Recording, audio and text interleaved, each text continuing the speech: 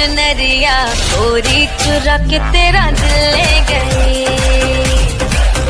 मेरी चोली के पीछे की डोरी चुरा के तेरा दिल ले गए।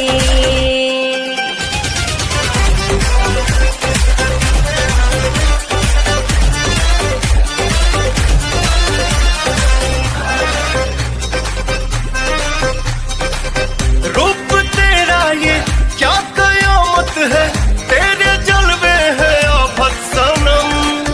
होश में कोई कैसे रह पाए, तू नशीली है आदत सनम।